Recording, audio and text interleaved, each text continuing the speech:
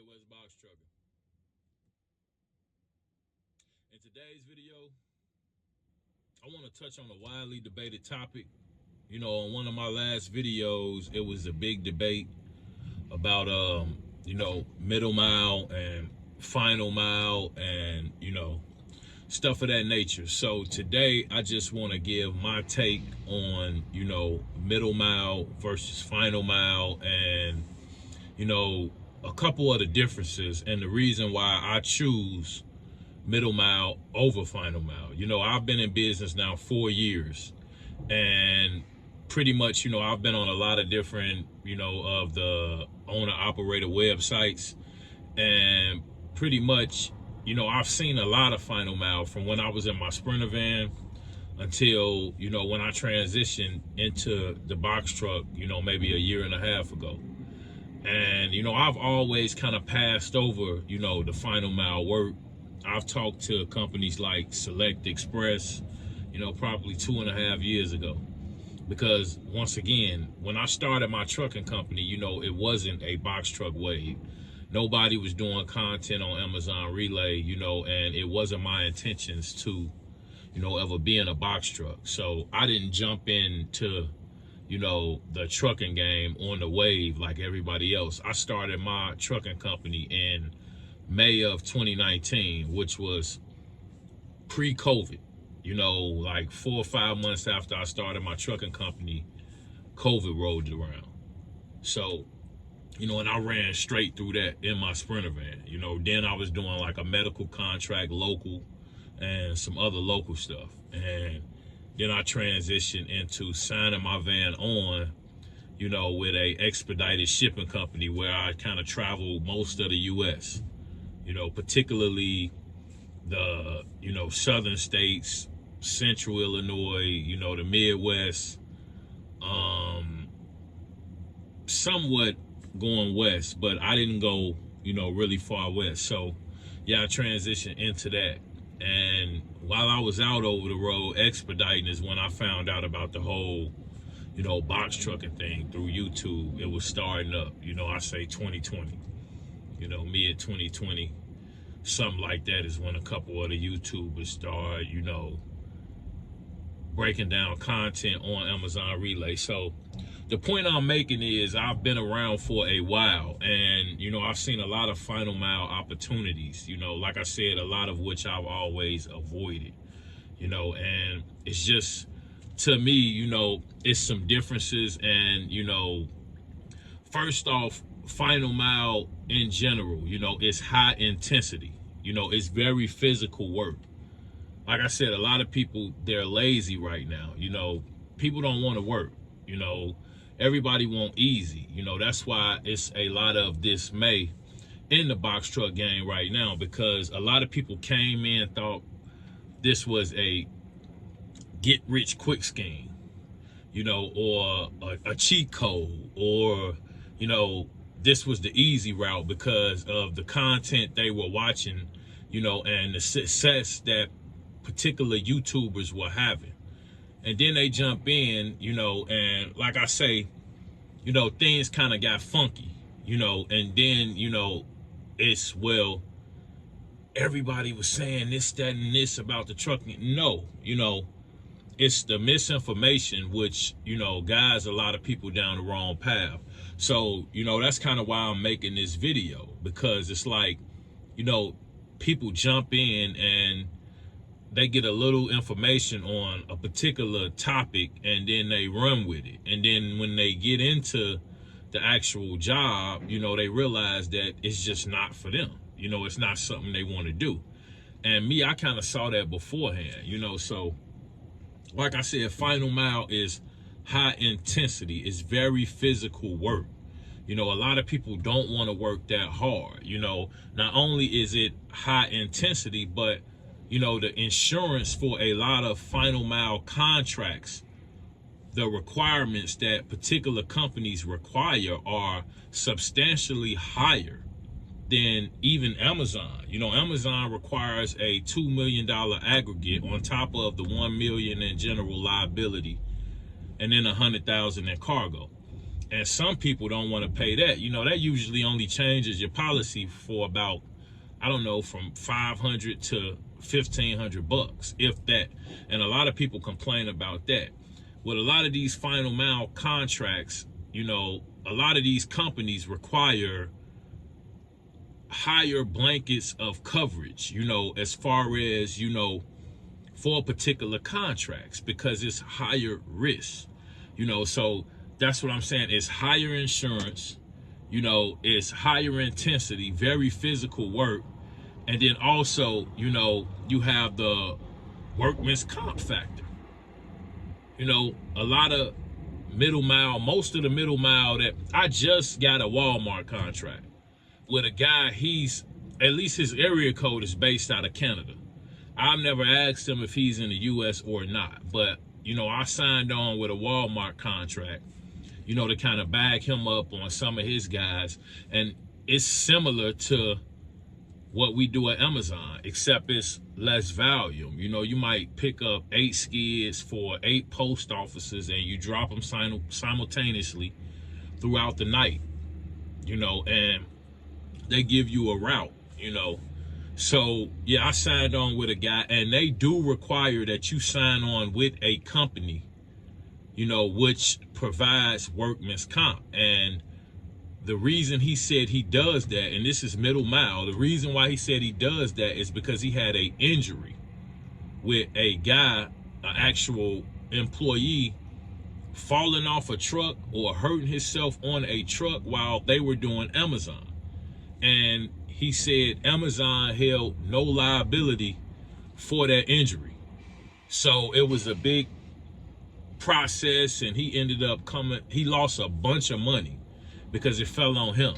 So he said now when he brings on independent contractors, he requires them to sign on and work through a third-party company which provides workman's comp, and it kind of protects him from claims. So that's a instance where it's a middle mile contract that requires workman's comp. But your average, the courier services, Amazon, you know, brokers, most of them don't require that you have workman's comp.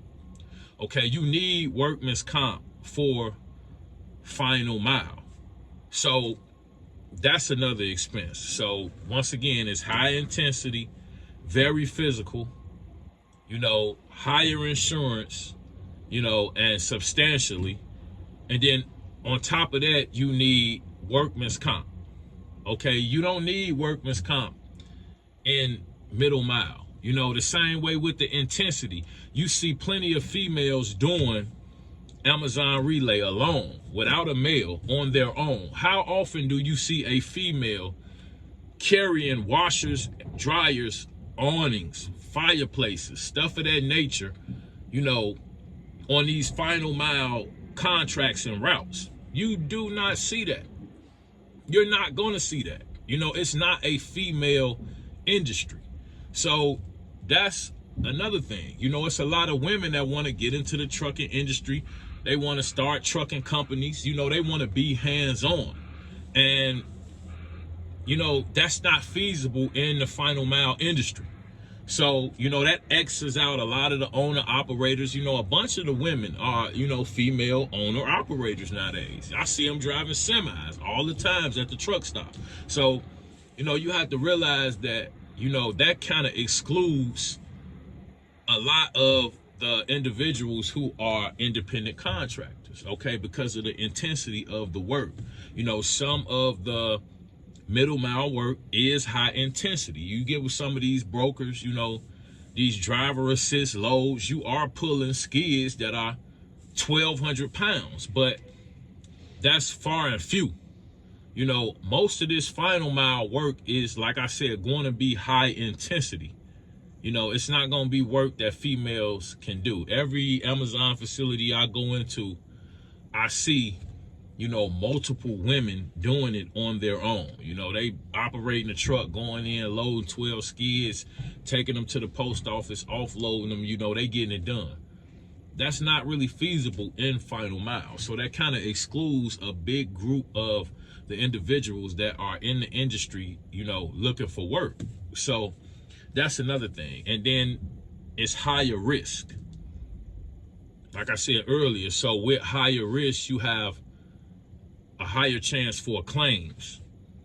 Once again, with employees being injured, hurt, plant injured, hurt, as well as damages to property, and then also the items that are being consumed. You have to be careful with that stuff.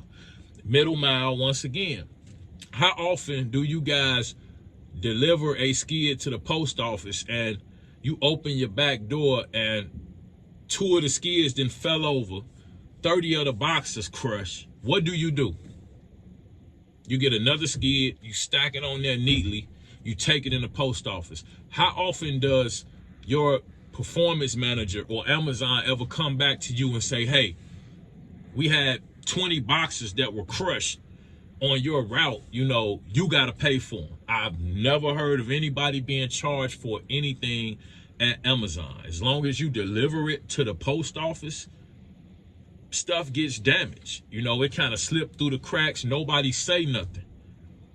You go up 3 flights of stairs with a marble fireplace and let one of your guys get weak on the way up and he slip or trip and that fireplace falls into the wall, busts a hole in the wall and knock a chunk of the marble off. Now, do you think that's something that's going to be swept under the rug? No. That's going to be a big claim. You got to fix some property. You didn't damage the item. This might be a $3,200 fireplace. So that's what I'm saying. The difference is, and then people are coming in new. You want to go into an industry like this and, you really don't know much about moving freight. Like I said, it happens all the time with Amazon. Skids fall over, stuff get damaged. The difference is they don't trip about it. Amazon replace half of that stuff. If somebody get a box, if some come to my house and it's damaged, and I call Amazon, they ain't finna track down the guy that delivered that. They simply gonna replace it. These places, IKEA, whoever you may be delivering for, they not gonna replace this stuff because of your negligence. So it's a easier route, with middle mile. Even on top of that, final mile, you need to pay a crew. At least, 2, 3 solid, strong guys. So you can't just go out and hire anybody. You gotta find a decent crew, that's gonna show up daily, show up intact to do the job. You can't hire guys that's, getting high all night, getting drunk all night, and then think they gonna show up and move all this heavy stuff. Nah, man, it ain't gonna work like that. You're gonna have some solid, responsible individuals, that's gonna pull their weight, in order for you to be successful in the final mile industry. And you may, you make a lot of money in final mile, a lot more than you make in middle mile. That may very well be true. But after you pay the higher insurance, the workman's comp, the claims that you're gonna, accrue throughout the time that you're, pretty much doing these routes, and then also pay a crew of 2 or 3 guys, you may end up making substantially less than what you make in middle mile. Think about it: insurance, workman's comp, paying a crew. Then, like I said, the claims, man, you might not be making nearly what you make in middle mile. Because once again, like I said, you could do it alone. You don't need a crew. You're not going to get these claims. Your insurance is not going to be as high, and you don't need workman's comp for most of these contracts. So when you factor all this in, you may not be making all of the money that people think you're going to be making, with this high intensity, work. And this is honestly why I've always avoided final mile. I don't want to work that hard. You know, I don't want to depend on a crew. You know, good workers are far and few right now. It's hard to get good help. You know, it's hard to you know, find responsible individuals, you know, that ain't trying to go out and party and kick it and, you know, oh, you know what, I ain't gonna show up today, this, that, and the other. These your only two guys, you know. Even family will screw you over in this industry. You know, you can't really depend on nobody. So when you're looking at, you know, all those factors, on top of the fact that, you know, final mile is going to take a lot of the owner out of the owner operator, because now you got a set route 5-6 days a week, you know, that you have to show up for. Most of the guys in middle mile are working off what? A load board, whether it be DAT, truck stop, Amazon relay, Selectus. You know, we all act as owner operators. Me, I might run 6-7 days a week, but that's because I choose to.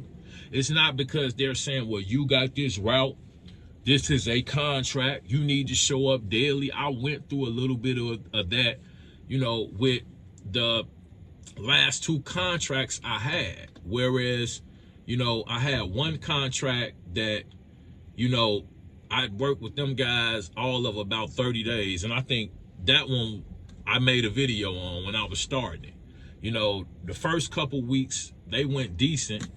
And at the end, I thought I got paid right around what I should have got paid. You know, just barely.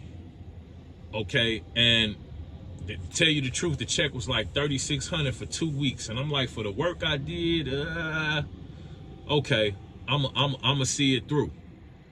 Work 2 more weeks. They paid bi-weekly. The second check I get, I think it's like $1,000 short. I worked a little bit less than I worked the first 2 weeks, you know, but I'm thinking I should get about $3,100, $3,200. I get a check for $2,000. So I immediately contact the owner and I said, hey, I believe my check was short, you know, my settlement or whatever. And he looked at it and he like, oh, you know what? You're right. We didn't pay you what you should have been paid. We shorted you about $1,000. Okay, cool. It was a Thursday. He said, we'll get you paid either Friday or Monday. Okay, cool. No big deal. Okay, he proceeds to tell me the following day, on Friday, via text, that they didn't owe me $1,000. It was $599. So now you want to short me $401. I already had 3 orders on the back of my truck. No BS. I told him, I said, okay, cool. Don't even worry about it. Exactly what I told him. I said, don't worry about it. When I finish this 3rd order in the back of my truck, don't dispatch me nothing else. He said, what you mean? I said exactly what I said. When I drop this 3rd order in the back of my truck, do not dispatch me anything else. He said, man, come on, can you help us to the end of the day? You know, no. We could figure this money thing out. No. Until we get it figured out, I'm not taking any more freight. I dropped that 3rd order. They must have thought I was joking. They kept calling me, sending me texts. Hey, where you at? Man, I went back to the truck stop, parked the truck, was done. I never worked for them again. Do I kind of feel bad about handling it in that manner? Yes, but you got to stand up for yourself out here, man. These people, they will play with you. So, you know, that was the first contract where I had the video where I was starting. Yeah, I did about 30 days with them. Like I said, I ended that, you know, and they eventually paid me, you know, the remaining $600-700 they owed me. But, you know, that even took a while because they was upset by the way I left. But, hey, I don't care, man. Like I say, when the money ain't right, you know, we got to figure something out. I'm not going to run myself into a hole for nobody, you know, so that was that. But yeah, with a lot of these, you know, middle mile local contracts, you know, they have set routes as well. And, you know, that was another thing. I'm showing up every day at 6-7 a.m. You know, you work me to 3, 4, 5 p.m. You know, you might leave me off anywhere around the Chicago area, and then I gotta deadhead my way back. When in that type of traffic, 40 miles could take me 2 hours, you know. So that was another thing I was dealing with. So yeah, with a lot of this final mile work, pretty much all of it, it's set routes, long hours, you know, 8, 12, 14 hours a day that you dedicate each week. You know, by the time you get home, you probably dead ass tired, I'm sure. You know, you ain't gonna have a whole lot of days, so shit, it's gonna feel like you over the road when you doing final mile, because you got a 14-hour day, you probably got 6 hours to sleep, and then when you wake up, you gotta do and cram whatever you need to do into that little whatever hours you got left. So yeah, those set routes, they kind of take the owner out of owner operator, even with the middle mile. You know, like I said, I had 2 contracts where they expected me to be up at 7 a.m. and run to at least 3 p.m. A lot of times 4 or 5. The better you are, the higher you perform, the more they try to put on you.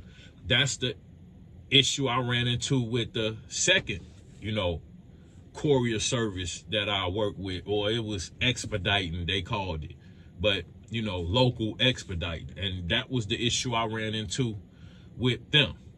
You know, I started out with them. It was really good. I was making $600 to $800 a day for 6 to 8 hours normally. You know, went through that, and then, you know, the dispatcher, the initial dispatcher that was dispatching me, you know, he started to throw more work on me. So days where I was knocking out 5 orders by 1 p.m. and then headed back to park my truck, rest up to do Amazon that night, you know, he would try to, right when I finished the 5th order, throw another one on me. You know, then I knocked that out, he tried to throw another one on me, you know, and then as he started to throw more and more on me, they start to pay less and less. So I started to say something like, hey man, you running me hard, you know, and, you know, I need to make more money for these days, you know, and then they don't want you to speak up for yourself. So when you call them on their BS, then they want to play with the routes. You know, it started to be where now I'm getting, you know, 3 routes that take me 8 hours, because my first pickup is an hour from where I'm starting. Then my second pickup is an hour from there. Then the drop off for the first one is an hour. So, you know, your relationship with a dispatcher can be imperative as well, because, you know, if the dispatcher, you know, if he is, you know, really, really fond of you, then you're going to get really high paying routes and, you know, stuff like that. But a lot of people, they want you to, you know, be a yes man. And it's like, if stuff don't seem right, I'm going to say something. You know, I'm an owner operator. If you're an employee, yeah, that's when stuff ain't right. Hey, it ain't my problem. Shut up, get paid. You know, if I'm an owner operator and the way you're dispatching my truck is affecting, you know, my bottom line, then as a man, and like I said, as an owner operator, I need to step up and say something. You know, I can't let you just drive me in a whole other. So, long story short, you know, I worked with them about 2 months, and I had a couple days where in 8 hours, you know, I worked from like 7 to 2:30 and made $800. So the money was there. It's just if the dispatcher wanted to dispatch you correctly and, you know, get it to you.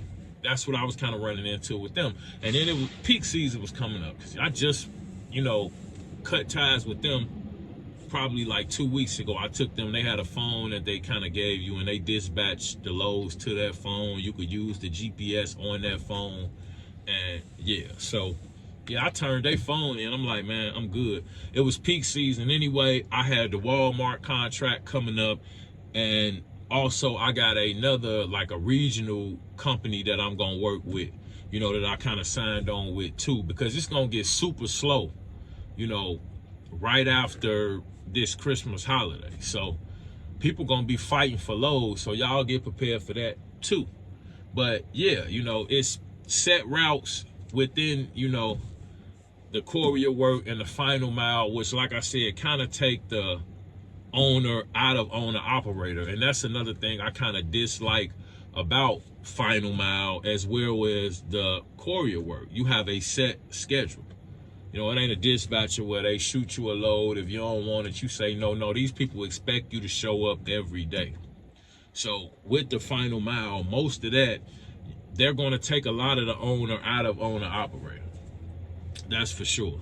You know, now, one thing I will say with final mile as opposed to middle mile is you're going to cover a lot shorter distances with final mile. You know, most of the time it's going to be within 100, 125 miles max, probably a lot shorter than that, you know, because you got to think 100 miles, that's a nice distance. You know, you're probably not going to be traveling that far daily, whereas you're going to have to cover a lot more miles with middle mile.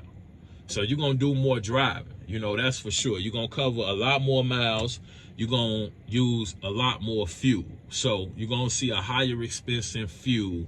You know, if you got a rental, you're going to see a higher expense in mileage as opposed to final mile where, you know, it's short distances. And also, a lot of people don't know that when we run an Amazon Relay middle mile, we really regional.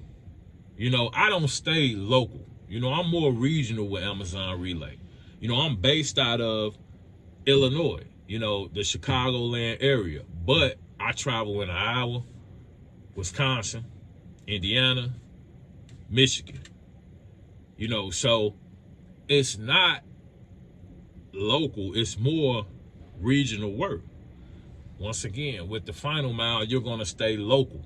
You know, local can be kind of rough because even with the courier work, you know, I had to drive during the day. This big box truck, you know, a lot of the docks are tight, you know, and the traffic is like crazy. Like I said, 40 miles could turn into 2-3 hours in Chicago traffic between 1 and 6 p.m. You know, Friday traffic start picking up here at 1 p.m. It get crazy, you know, so that's something else you have to kind of, you know, deal with driving during the day. So with final mile, you'll cover shorter distances, you'll save a lot more fuel, but you'll deal with a lot more traffic because it's daytime driving. With Amazon, you know, 30 miles be 30 minutes at night because there's no traffic. You might encounter a few cars, maybe every once in a while a little traffic jam, but it's really, you know, light traffic during those hours. So that's, you know, a difference as well. Amazon middle mile is usually probably regional, unlike or like I said, it's courier work, excuse me, where it's like local. But most of the middle mile stuff to me is regional. It's not a lot of local, you know, or even with the courier work, they send you into Indiana, you know, stuff like that. So middle mile, you're going to mostly be regional, whereas final mile, you'll stay local. Like I said, you'll deal with traffic, but you'll stay more local. So pretty much in a nutshell, those are my differences. You know, that's why I choose middle mile over final mile, you know, because pretty much, like I said, it's lower intensity, you know, lower overall cost, and I am not required to have a crew, you know, so that is why I've always kind of stayed away from final mile. And like I said, I know it's a big debate right now. I have had, you know, they went through my comments and was just like, man, you know, I do final mile, this, that, and the other, you know, people, you know, and it could be, you know, a good thing either way. It just depends on the operator, you know, what works for you. You know, final mile may very well work for you. It just depends on your business structure and the setup, you know, and your goals for what you're looking to achieve. You know, for my business, it was middle mile. You know, like I said, I've had a lot of opportunities to do final mile, but I've just always stayed away from it. Like I said, just because, you know, it's a little more than I want to do as far as, you know, the work I do within my company. So that's just that. You know, I just wanted to make that video to kind of, you know, clear up a lot of discrepancies and kind of educate you guys so you kind of know what you're getting into and you can make an informed decision, you know, with whatever venue or avenue you take, you know, for your trucking company. And with that being said, I ain't gonna hold you guys. You guys stay safe out there. Take it easy and have a good one. Appreciate you.